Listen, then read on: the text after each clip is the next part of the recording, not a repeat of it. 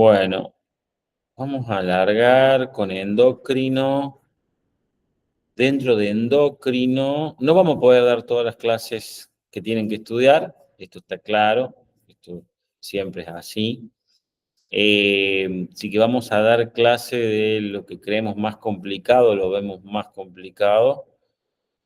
Vamos a dar una clase de suprarrenal, que es un tema que siempre flojean bastante. Joder, ¿dónde estoy?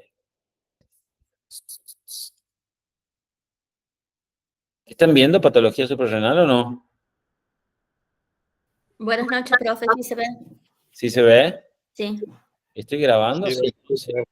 ¿Estoy grabando? Me olvidé si estoy grabando. No estoy grabando, ¿no? A ver.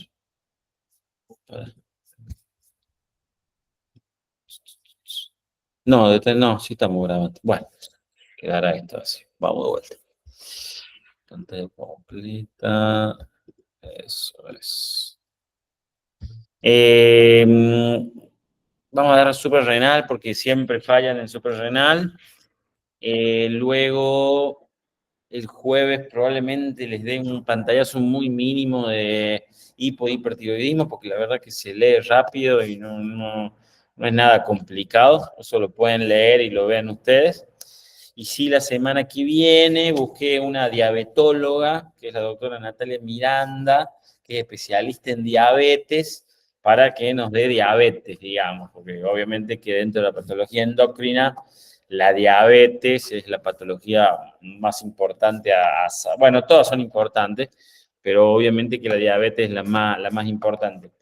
Y luego, de ahí vamos a terminar endocrino, van a tener que estudiar ustedes lo que sigue endocrino, síndrome metabólico, hipercolesterolemia, bueno, todo eso que es bastante simple. Y nada, porque quiero pasar a hematología, que es un tema súper débil dentro de la formación de ustedes, que vienen con mucha cardiología, con muchas cosas, y poca hematología, y probablemente alguna clase de onco como para ir terminando el año. Al último hablamos del examen, la verdad que estuvieron bastante bien los exámenes. Te diría que todos tienen chance de... Ninguno creo que ha quedado sin chance de regularizar la materia, ¿no? Bueno, vamos a alargar con patología de la glándula suprarrenal. De verdad, cuando preguntamos, estamos hablando de los finales, ¿no? Cuando preguntamos en el final glándula suprarrenal, empiezan a mirar con una cara como si estuviéramos tomando un tema súper complicado, y no es tan complicado si uno entiende lo que es la glándula suprarrenal y la función que cumple la glándula suprarrenal.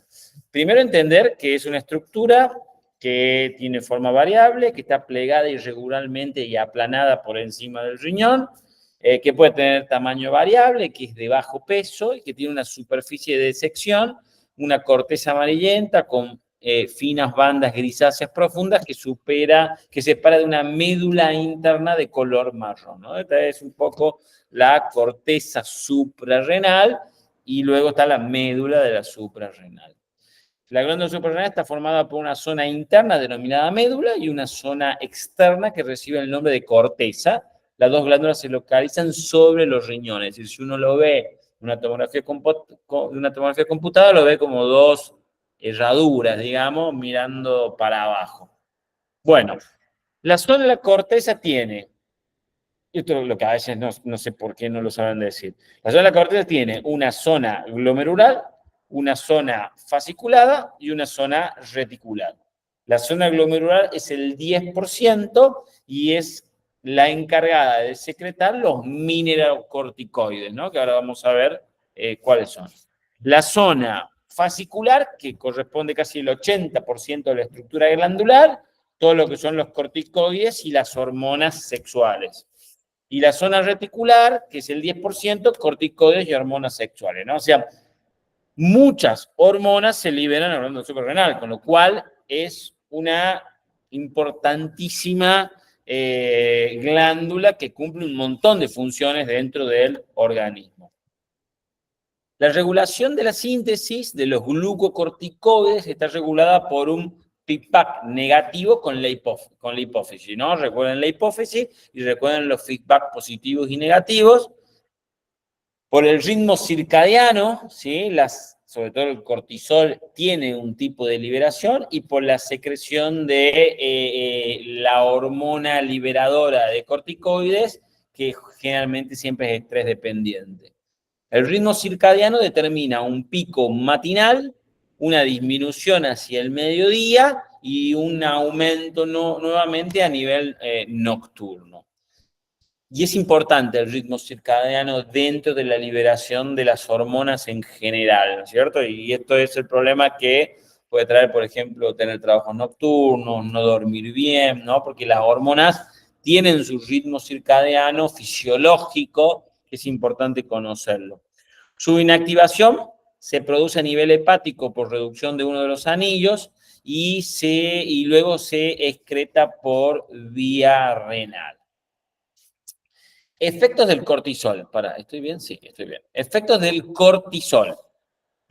Aumento de la glucemia, ¿sí? O sea, el cortisol tiene ese aumento de la glucemia. Después vamos a estudiar la patología suprarrenal, ¿no? Estoy recordando algo de fisiología para que luego sea más fácil ir a la patología.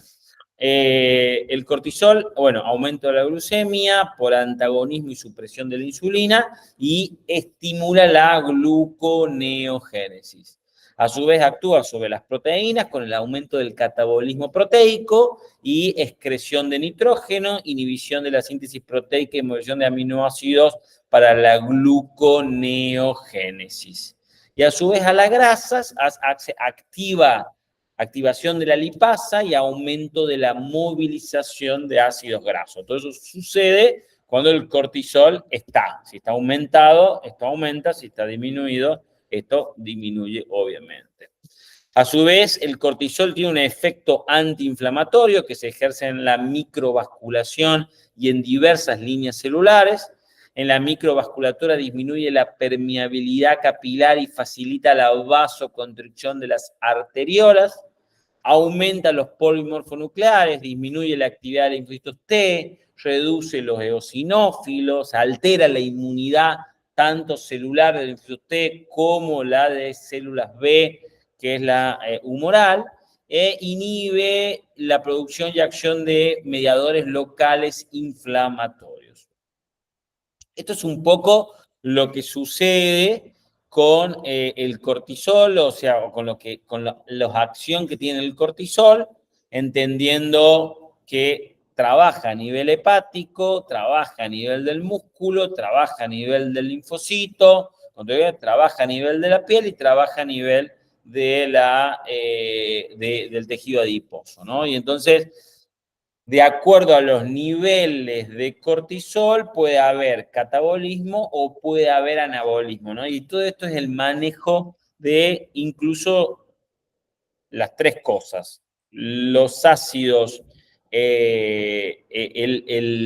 las grasas, ¿sí? Y el manejo de las grasas, el manejo de la glucosa y el manejo de los aminoácidos, ¿no? El manejo de las proteínas.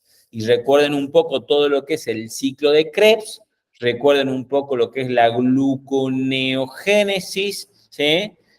A nivel muscular, cómo actúa la glucosa, que eso lo va a dar seguramente Natalia cuando hable de resistencia a la insulina, de todos los tipos de diabetes que hay, ¿no? Pero esto es un poco un repaso a nivel fisiológico.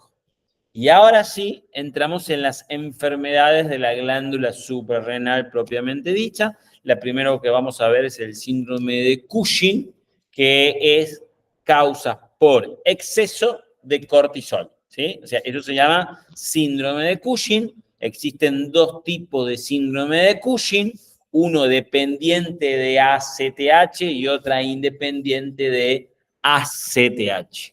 La dependiente de ACTH es la enfermedad de Cushing propiamente dicha y es por creación de una hormona de ACTH ectópico de la glándula suprarrenal. O sea, hay una estimulación de la hormona liberadora de cortisol, ¿sí? Ectópico, qué sé yo, un tumor de pulmón lo puede hacer, un tumor a nivel de la glándula hipofisaria, o sea, puede haber muchas causas de ACTH ectópico. Independiente al ACTH es por un tumor suprarrenal, o sea, eso ya es dependiente de la glándula suprarrenal, o probablemente el síndrome de Cushing más frecuente que hay, que es el farmacológico, generalmente o casi en su 98% por los corticoides. O sea que esto es lo que a veces no saben, la glándula suprarrenal con sus funciones, con sus capas, y luego el síndrome de Cushing es el exceso de cortisol, que puede ser dependiente de ACTH o independiente de ACTH. No es que preguntamos muy difícil tampoco de glándula suprarrenal.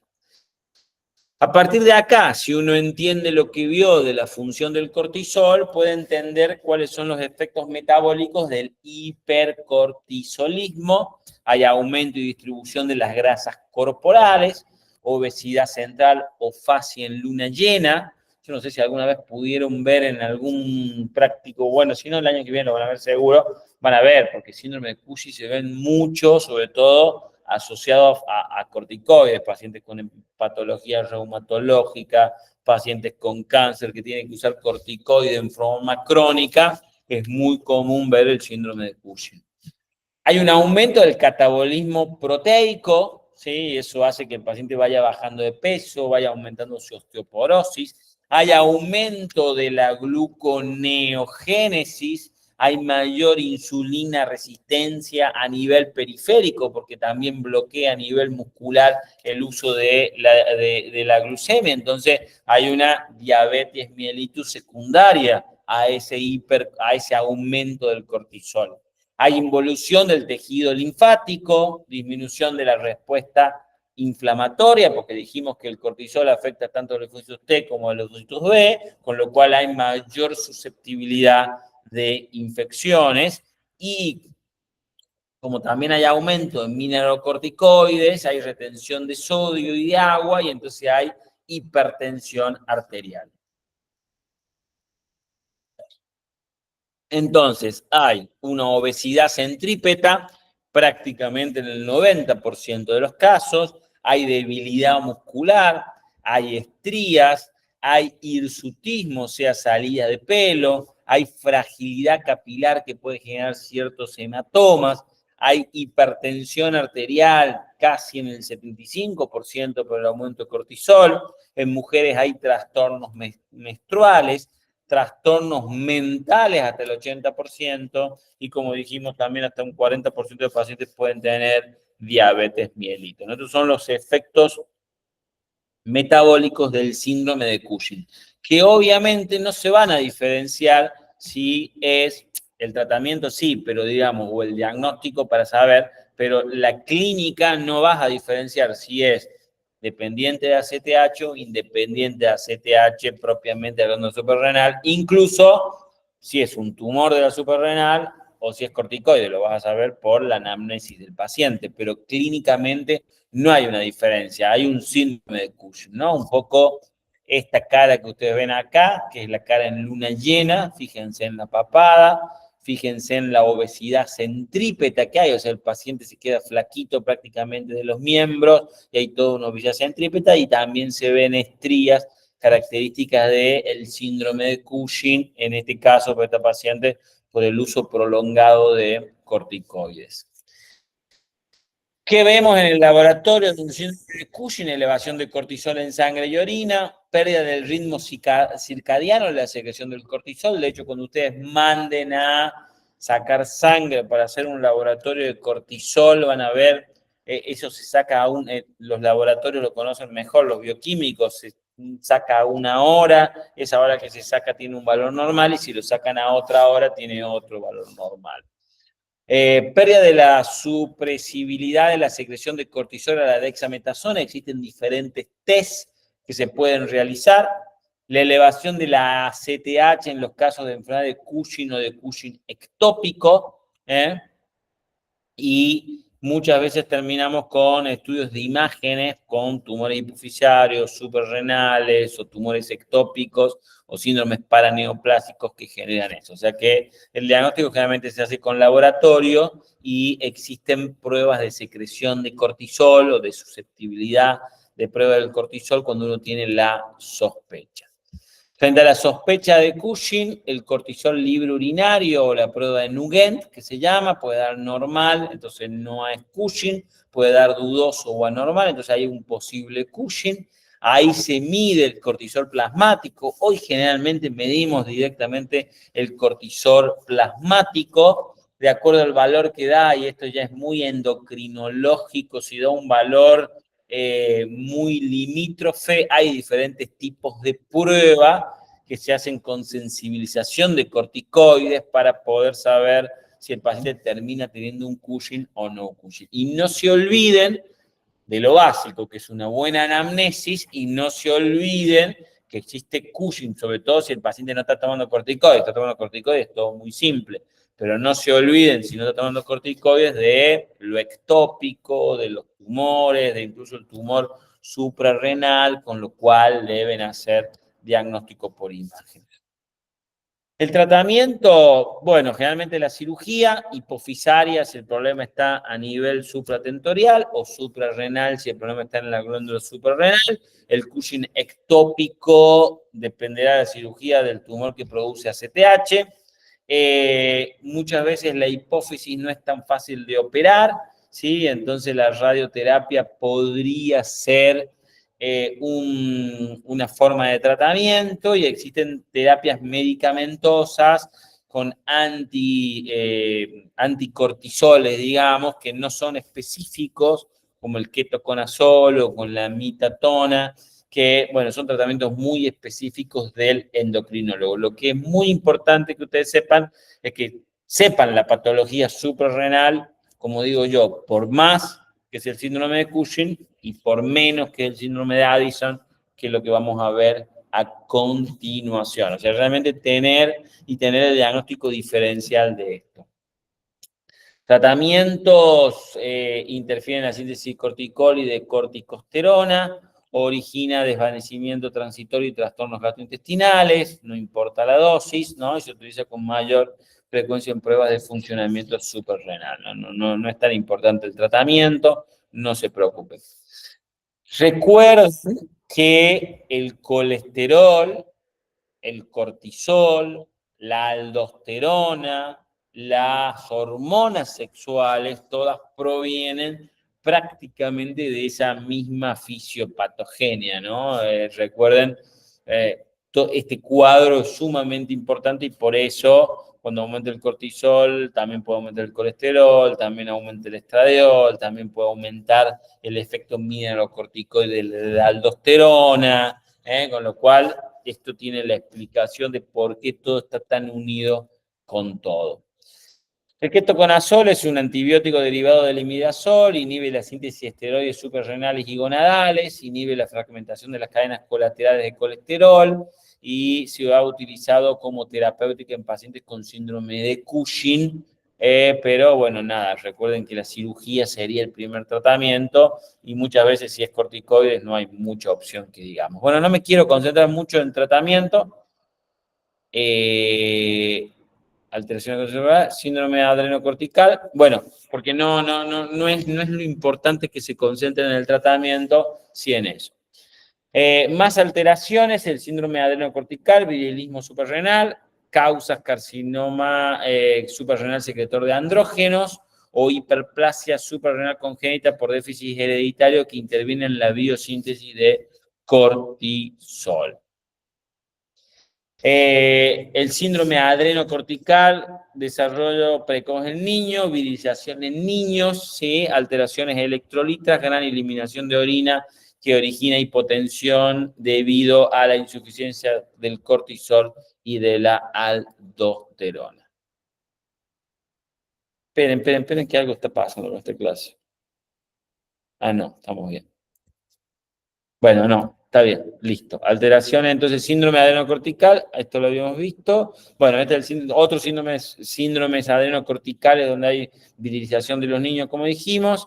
Asociación déficit enzimático y secreción de tipo de hipersecreción. Esto depende qué hormona justamente se crea. Eso entiendo que es complejo. Puede haber una hiperplasia cortical bilateral, ¿sí? En ambas glándulas aumentadas de tamaño y de peso con un engrosamiento difuso y que eso secrete más hormona, ¿no? En ese caso, lo que se hace es la cirugía bilateral de la glándula suprarrenal y obviamente después se hace la restitución del tratamiento hormonal. El adenoma cortical, que es un tumor nodular bien circunscripto, generalmente menor de 5 centímetros, no suelen ser tumores malignos, pero el problema es que suelen ser tumores con hipersecreción hormonal que genera justamente un síndrome de Cushing. Y por otro lado, la inversa es la insuficiencia suprarrenal. O sea, en vez de tener todo aumentado, tenemos todo disminuido, ¿sí?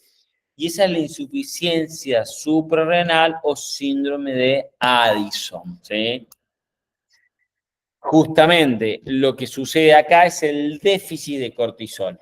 Las causas son dos, primaria, que es la conocida enfermedad de Addison, aunque también la insuficiencia suprarrenal se llama como síndrome de Addison, y van a estudiar, no sé si salen los libros, pero bueno, nosotros lo estudiamos así, síndrome de Addison, tiene una mnemotecnia que es negro, vago e hipotenso, ¿sí? Siempre recuerden eso.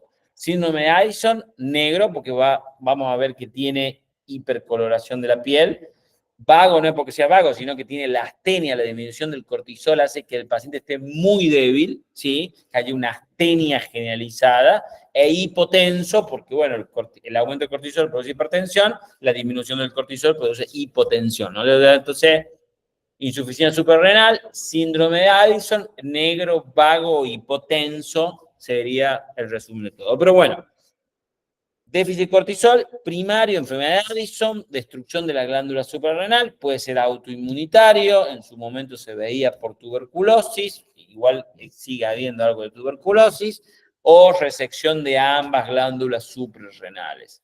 Y secundarias por falla hipofisaria, destrucción de la adenohipófisis por tumores, o iatrogénicos por cirugía o radioterapia que afecta a nivel de la hipófisis, ¿no? Y que eso genere insuficiencia suprarrenal.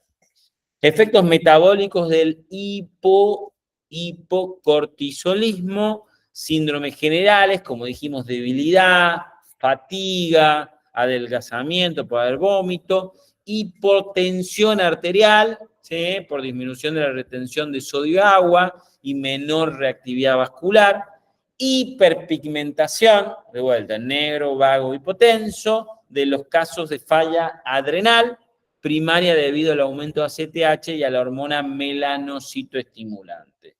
Apetencia por la sal, hay una hiponatremia y una hipercalemia que se asocia generalmente al déficit de mineralocorticoides, ¿no? Este es un poco el cuadro clínico del hipocortisolismo. La enfermedad de Addison requiere destrucción del 90% de la glándula para que realmente no haya prácticamente cortisol en sangre. 50% tiene anticuerpos antiadrenales circulantes, ¿no? Y puede haber otros tipos de anticuerpos contra tiroides, paratiroides, páncreas, gónadas, etc. Los síntomas: fatigabilidad, astenia, debilidad, como ustedes la quieran llamar, 99% de los casos, hiperpigmentación, 98% de los casos, pigmentación de la mucosa, bajada de peso, anorexia, náuseas, vómitos e hipotensión. Prácticamente todos estos síntomas que les dije están en el 90-100% del síndrome de Addison, ya sea enfermedad de Addison o no, pero digamos se llama síndrome de Addison a toda esa insuficiencia suprarrenal. A su vez puede haber signos y síntomas, dolor abdominal, que ya son mucho menos frecuentes, avidez por la sal, por ese déficit de mineralocorticoide, puede haber diarrea que se puede intercalar con constipación, puede haber síncope por esa hipotensión arterial y puede haber todo lo contrario, la hiperpigmentación, sobre todo si es autoinmunitario, como es el vitiligo, ¿no? Otra manifestación es el cambio marcado de la personalidad, aumento del sentido gusto, olfato, audición y disminución del vello axilar y del pubiano en la mujer. Esto es un poco la hiperpigmentación, es una mano, digamos, de un síndrome de Addison. Fíjense cómo prácticamente se pone negra, digamos, o sea, prácticamente hay una hiperpigmentación de la mucosa por estimulación de los melanocitos. Muchas veces recuerden que los melanocitos no solamente están en la piel, sino también en las mucosas, entonces también hay una hiperpigmentación de la mucosa. Laboratorio, exámenes inespecíficos, hiponatremia, hiporcloremia, hipercalemia, acidosis metabólica, puede haber anemia normocítica, normocrónica, ya vamos a ver la clasificación de anemia, que es otra cosa que fallan bastante en general, aunque en los últimos años ya no tanto, radiografía de tórax, puede haber gota en corazón y el electrocardiograma puede haber disminución de las ondas, pero por las alteraciones hidroelectrolitos que esto produce. En laboratorio hay pruebas específicas de ACTH que se llama medición basal del cortisol plasmático. 30 a 60 minutos posterior a eso hay una posinyección de ACTH y entonces tiene que ver si hay respuesta normal o anormal, ¿no? Entonces, es obvio, ¿no? Si el cortisol se libera a nivel de la glándula suprarrenal y yo pongo ACTH, a esas 60 minutos tiene que haber un pico de cortisol. Ahora, si tengo destruida la glándula suprarrenal y el problema no es la liberación de ACTH, eso no va a suceder y entonces ahí voy a poder hacer un diagnóstico de dónde está el problema. El déficit severo de cortisol es cuando recuerden que el cortisol, como dijimos al principio, tiene un ritmo circadiano, tiene un pico al inicio del día, tiene un pico al final del día, ¿no? Y bueno, el déficit severo depende de los valores de laboratorio, pero generalmente es cuando a las 8 a.m. hay un menos de 2 microgramos por decilitros de cortisol, ¿no? Por eso digo, cuando uno va a medir cortisol en sangre, con cortisol plasmático, que lo hace frente a la sospecha o de un Cushing o de un Addison, tiene que mandar al laboratorio y la sangre se saca en un horario específico, todo, ¿no? No es un análisis así, ¿no? Y por supuesto que todas las pruebas específicas, como esta prueba de ACTH o de estimulación que se llama, lo hace más el endocrinólogo. El laboratorio del síndrome de Addison, disminución del cortisol en sangre y orina, ausencia de elevación del cortisol al estímulo agudo con ACTH, la elevación del ACTH en los casos de enfermedad de Addison y disminución de los casos de enfermedad hipoficiaria, hay determinación de anticuerpos anticorteza suprarrenal o hipófisis y nunca se olviden del diagnóstico por imágenes en todo, ¿no? A ver si hay un tumor, no hay un tumor, si hay hiperplasia de la glándula suprarrenal o no, y no se olviden de la fisiología, ¿no? De los ejes, hipotálamo, bueno, todos los ejes, ¿no? Hipotálamo tiroideo, hipotálamo hipofisario gonadal, hipotálamo hipofisario suprarrenal, ¿no? Toda la parte fisiológica de los ejes que es fundamental para poder entender toda la patología que hay que ver. Así que hagan un repaso a la fisiología. Diagnóstico diferencial del síndrome de Addison, síndrome depresivo, fatigabilidad marcada con aumento de peso, puede haber con el hipotiroidismo, porque también hay fatigabilidad con aumento leve de peso y otros síntomas propios. Tratamiento del síndrome de Addison es más simple porque uno hace un reemplazo de glucocorticoides y mineralocorticoides, usa solo cortisol en la enfermedad hipofisaria o si hay una enfermedad suprarrenal, uno usa una asociación de fludrocortisona, en donde el fludrocortisona es una asociación de cortisol más mineralocorticoides, ¿no? Entonces, si falla la glándula suprarrenal, están fallando las 3 capas, no solamente falla el cortisol, sino que fallan los mineralocorticoides y existen tratamientos de reemplazo sin ningún inconveniente, por supuesto, que es muy endocrinológico, no lo niego, lo da generalmente el endocrinólogo, uno lo deriva frente a la sospecha, pero fluocortisona. Tengo que decirles que en el último tiempo hubo nuevos tratamientos reumatológicos y oncológicos con lo que se llaman la inmunoterapia, que generan mucha enfermedad suprarrenal autoinmunitaria,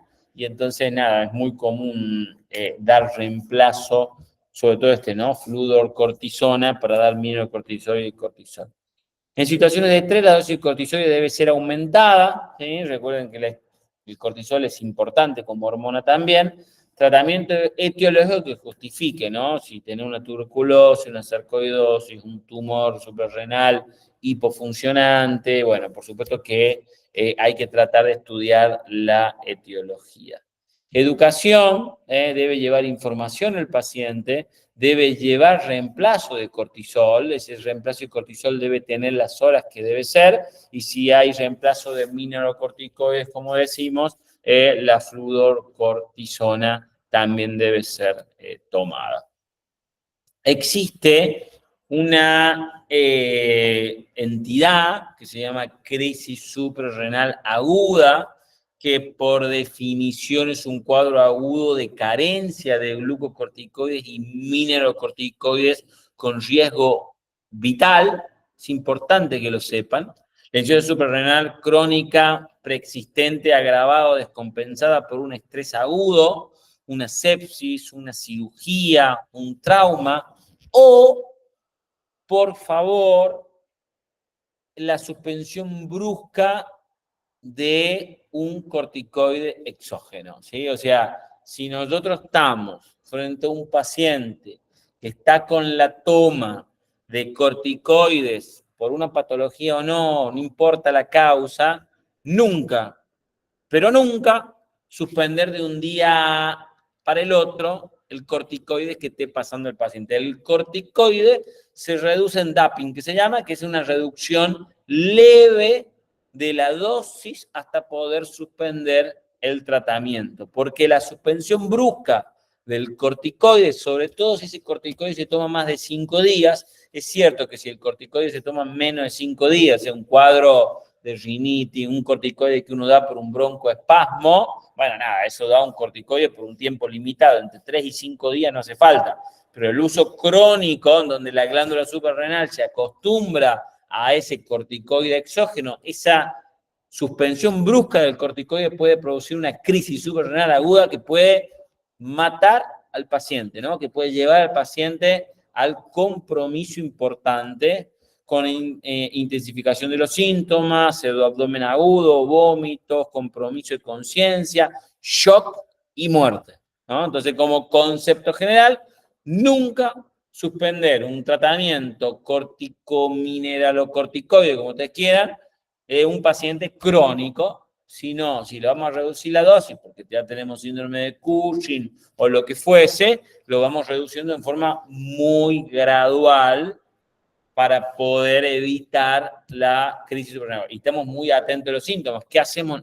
Nosotros hacemos mucho esto en oncología porque usamos muchísimo corticoide, y entonces vamos generando Cushing sin querer, digamos, por tratamiento, y lo vamos reduciendo la dosis, y lo que vamos haciendo al paciente se la reducimos generalmente en 5 a 10 días, vamos reduciendo la dosis muy bajo, pero lo más importante de esto es que estamos atentos a los síntomas. O sea, si vos reducís la dosis, el paciente empieza con dolor abdominal, empieza con hipotensión, empieza con síntomas, volvés a ajustar un poquitito la dosis, ¿no? O sea, digo esto porque es importante, porque esto es iatrogénico, ¿no? O sea, si esto sucede, hasta puede ser una mala praxis, ¿no? Si uno suspende bruscamente el corticoide. La crisis de suprarrenal aguda requiere tratamiento de terapia intensiva, requiere reposición rápida de electrolitos, de sodio, de líquido, reemplazo de cortisol, digamos, de glucocorticoides.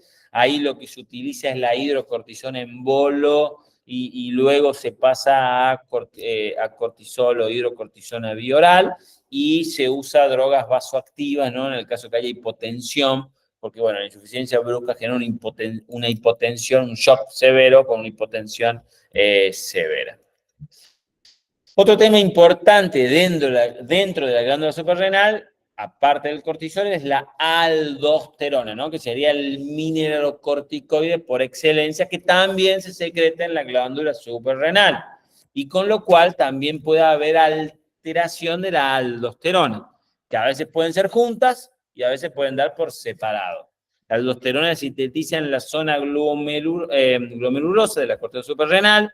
La biosíntesis es estimulada directamente por la angiotensina 2, ¿sí? Recuerden todo el sistema renina-angiotensina, ACTH y potasio plasmático. El principal regulador es la angiotensina 2, la cual responde a cambios de volumen plasmático a través de la activación de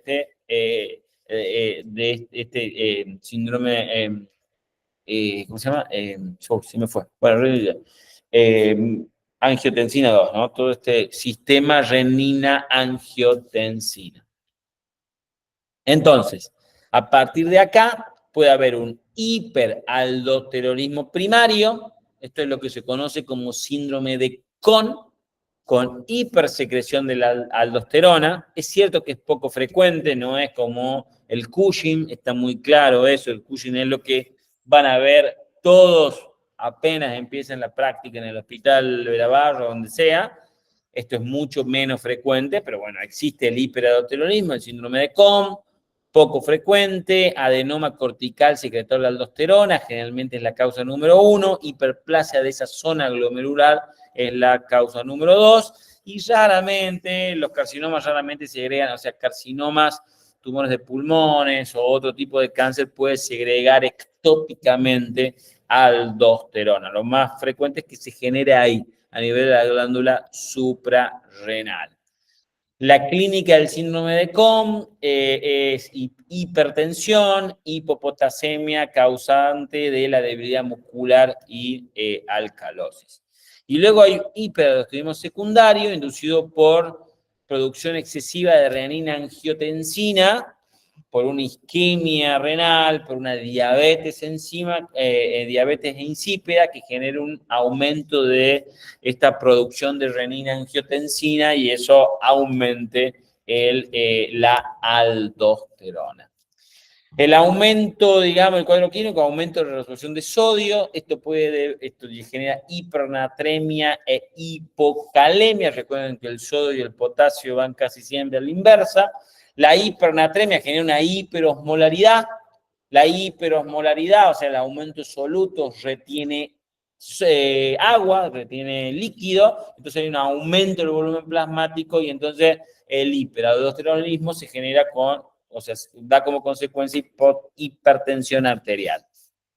La hipocalemia intercambia célula con hidrógeno, esto genera acidosis metabólica, genera problemas musculares y dentro de esos problemas musculares el corazón es un músculo y los trastornos del ritmo cardíaco son lo que puede suceder hasta el paro cardiorrespiratorio, ¿no? Fíjense en la complejidad de esa glandulita tan chiquitita.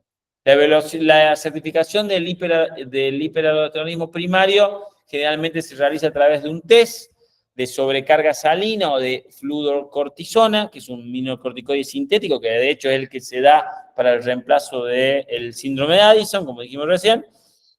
En ambas pruebas se persigue suprimir la producción de aldosterona, generalmente a menos de 5 nanogramos por decilitro, lo cual de no lograrse certifica la producción autónoma y con ello el diagnóstico de hiperaldosteronismo, ¿no? Y siempre hay una relación sugerida para el diagnóstico, ¿no? Por supuesto que esto es súper específico del endocrinólogo, pero bueno, es importante que, como digo siempre, lo sospechen clínicamente para poder hacer una derivación oportuna. Esto es un poco un cuadro de lo que sucede a nivel del diagnóstico. Hay antagonistas mineralocorticoides que compiten con la aldosterona por los sitios de fijación y disminuyen su efecto periférico. El más común de esto es la espironolactona, sí, el mismo diurético que se utiliza para un montón de cosas, pero principalmente la espironolactona se utiliza para la ascitis, siempre recuerden eso. La espironolactona es el diurético por elección en el síndrome ascítico edematoso. Se usa para el tratamiento del hiperaldosteronismo primario en dosis de 50 a 100 miligramos día. Para la ascitis se utiliza hasta 300 miligramos por día, ¿no? Para que ustedes se den cuenta que se utiliza una dosis relativamente baja de espironolactona, que es un diurético. Existen otros, la esplenona, que es un antagonista de la aldosterona nuevo, el cual se encuentra bajo estudios clínicos avanzados, y existen otros que pueden seguir saliendo. Recuerden que dijimos que hay una corteza y recuerden que dijimos que hay una médula suprarrenal, ¿sí? La médula suprarrenal deriva de la cresta neural, comprende el 10% de la glándula suprarrenal solamente, está en contacto con terminaciones nerviosas y forma parte del sistema nervioso simpático, asumiendo el papel de la segunda neurona vegetativa. Y aquí lo que se secreta como sistema nervioso simpático es la adrenalina y la noradrenalina, que está bajo el control de los nervios simpáticos, ¿no? Entonces, guarda que, así como se puede enfermar la corteza de la glándula suprarrenal, se puede enfermar la médula de la corteza suprarrenal con liberación de adrenalina y noradrenalina. Uno de los tumores más frecuentes que vemos nosotros es el feocromocitoma, que es un tumor de la médula adrenal que libera adrenalina y que genera unos picos de hipertensión. Que mamita mía. Bueno, entonces, generalmente la médula, ¿con qué se enferma? Con tumores, como es el feocromocitoma, es un tumor benigno pero hipersecretante, o sea, digo benigno porque no genera metástasis, no genera distancia, pero al ser hipersecretante de adrenalina, noradrenalina, el paciente hace unos picos hipertensivos. De hecho, si ustedes recuerdan la clase de hipertensión arterial secundaria, que obviamente es la menos frecuente, es una de las causas, no es la número uno, porque la número uno es la hiperplasia de la arteria renal, ¿no? Esa es la causa número uno. Digo esto porque lo preguntamos. ¿Cuál es la causa número uno de hipertensión secundaria? No es la segunda, es feocromocitoma, la primera es la hiperplasia de la arteria renal, ¿no? Estoy tirando fichas. Después existe el ganglio neuroblastoma y el neuroblastoma, que son tumores de la médula suprarrenal. El feocromocitoma, tumor productor de catecolaminas, poco frecuente, algunas presentan alguna historia clínica familiar, puede darse con enfermedad autosómica dominante, asociado a neurofibromatosis, pueden formar parte de síndromes endocrinológicos como son los NEM 2A o 2B. Lo que sí es que si se da más frecuente en adultos jóvenes, 40, 60 años, más en hombres que, más en mujeres que en hombres, quiero decir. El feocromocitoma es una causa infrecuente de hipertensión arterial secundaria, porque la hipertensión secundaria es poco frecuente. Se origina una hipersecreción de catecolaminas, generalmente secundarias a un tumor localizado en la médula suprarrenal. Es importante su diagnóstico y tratamiento oportuno, ya que tiene una alta tasa de morbo-inmortalidad. Diagnóstico del feocromocitoma con una resonancia, con una tomografía computada, o sea, con un diagnóstico por imagen frente a la sospecha clínica. De hecho, como digo, se estudia frente al diagnóstico diferencial de hipertensión arterial, ¿no? El feocromocitoma, tumor 10%, 10%, se le dice 10%, pero no 10% se da fuera de la glándula suprarrenal, 10% son tumores múltiples, 10% muestran signos de malignidad solamente, en el cual hay sentido de crecimiento, invasión local y metástasis, y 10% aparece en niños, ¿no? Todo como 10% de todo eso. Por eso tenemos el tumor del 10%. Cuadro clínico, hipertensión arterial mantenida y crisis de hipertensivos. La crisis hipertensiva se puede manifestar por una tríada clásica que es cefalea, palpitaciones y sudoración. Esa es la clásica triada de la sintomatología del feocromocitoma. Cefalea, palpitación por esa liberación de adrenalina y sudoración. Hipotensión ortostática por disminución de la volemia, cambios del carácter, bajada de peso, intolerancia al calor, son otros síntomas que pueden suceder. El diagnóstico es la elevación de las catecolaminas y metanefrinas urinarias, que se confirman en el 95% de los casos, La elevación de las catecolaminas plasmáticas, específicamente en relación a las crisis, se realizan por conformidad al diagnóstico. Su medición debe realizarse después de 30 minutos de reposo en una posición supina y el valor de más de 2000 confirma el diagnóstico. Existen estudios de localización, como resonancia magnética nuclear, tomografía computada, y hay pruebas funcionales también, que ya son muy específicas del endocrinólogo. Diagnóstico, existe el test de la clonidina, no debe realizarse en pacientes hipovolémicos por el riesgo de hipotensión, ni en pacientes con catecolaminas plasmáticas normales. El test consiste en administrar un poquito de clonidina. Las catecolaminas plasmáticas deben medirse antes de las 3 horas y de acuerdo a ese valor se hace el diagnóstico. No, la caída de catecolaminas por debajo de 500 brinda un 90% de diagnóstico de feocromocitoma. Pero bueno, también es cierto que más allá de las pruebas de diagnóstico, hoy mejoraron mucho las técnicas de imágenes, ¿sí? Como la resonancia magnética nuclear. Recuerden que, bueno, no sé si vieron una glándula suprarrenal, tal vez debería agregar a la clase una tomografía. Es muy chiquitita la glándula suprarrenal, pero bueno, nada, se ve en la tomografía perfectamente bien. Tratamiento quirúrgico, ¿sí? Chao, quirúrgico. Tratamiento quirúrgico, por supuesto que hay que tratar la crisis hipertensiva, pero el tratamiento del feocromocitoma es quirúrgico y listo. Y ahí se tiene que quedar. Por supuesto que el aumento de adrenalina, no de adrenalina, se pueden usar beta bloqueantes, los beta bloqueantes pueden servir, pero bueno, la realidad es que el tratamiento es prácticamente el feocromocitoma quirúrgico. Estoy dando clase, ya voy. Bueno, después está el neuroblastoma, que es menos frecuente, un tumor maligno original en la cresta neural, más frecuente en niños, edad media 2 años, ¿sí? El 80% disminuye, tiene menos de 5 años, localización frecuente en médula suprarrenal, extraabdominal, a veces en mediastino superior, pelvis, cabeza y cuello, ¿no? O neuroblastoma olfatorio en individuos mayores. Muy poco frecuente el neuroblastoma y un tumor pediátrico, les diría, para que ustedes no se preocupen mucho por el neuroblastoma o no lo estudien. Existen las neoplasias endócrinas múltiples, que son los NEM, que son síndromes caracterizados por aparición sincrónica o asincrónica de varios tumores o hiperplasia de las glándulas endocrinas. Se pueden dar en forma esporádica o de carácter familiar con herencia autosómica dominante y generalmente son multicéntricos, ¿no? Esto existe, se ven, por supuesto que son muy del especialista, pero los NEM están.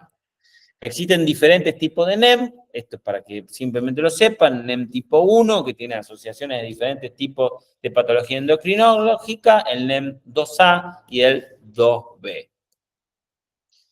El síndrome, el NEM1 es el síndrome de Werner, así se llama, es mutación alérica heredada de carácter recesivo en el cromosoma 11, presenta tumores o hiperplasia de hipófisis, glándula suprarrenal, paratiroides, páncreas, tiroides, y esto se asocia a úlceras peptídicas, hipersecreción gástrica, ¿no? Por adenoma insulopancreático asociado a úlcera, ¿no? Ese es el síndrome de Werner, que es autosómico recesivo, ¿no? Es una alteración hereditaria. El síndrome de Shipler, que es el 2A, presenta combinación de feocromocitoma, carcinoma medular de tiroides, hiperplasia o adenoma paratiroideas, y no aparecen neuromas mucocutáneos. Y el 2B cursa con neuromas mucocutáneos. Es muy parecido al 2A, pero el 2A no tiene neuronomas mucocutáneos y el 2B sí. Generalmente los neuronomas mucocutáneos se ven como, ¿cómo les explico? Como engrosamiento de la piel, pero como si fuera un pólipo en la piel, ¿no? Así se ven los neuromas mucocutáneos. Que incluso puede verse neuromas mucocutáneos en pacientes que no tienen NEM, o sea, se puede ver incluso pacientes que tengan eso. Pero bueno, en el trastorno del NEM se puede ver en párpado, en lengua, en labio, en intestino, en bronquio, en vejiga. El gen tanto del NEM2A como el 2B se debe a una mutación de un protooncogen que se llama RET, que está en el cromosoma 10. No, tampoco es tan importante esto. Las neoplasias endócrinas múltiples son manifestaciones clínicas variadas, depende de la lesión funcionante lo que genera los síntomas, y su estudio se puede determinar por técnicas de biología molecular, facilitando, porque se hace diagnósticos cromosómicos, digamos, facilitando el diagnóstico de portadores mediante rastreo familiar. Y generalmente se sospecha frente a pacientes jóvenes con trastornos endocrinológicos, ¿sí? Esos son los NEM, para que lo vean.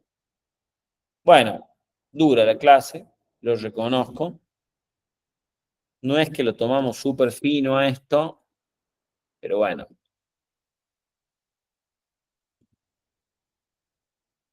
¿Están ahí? Sí, profe, acá estamos. ¿Están vivos? Nada, es lo más difícil de leer.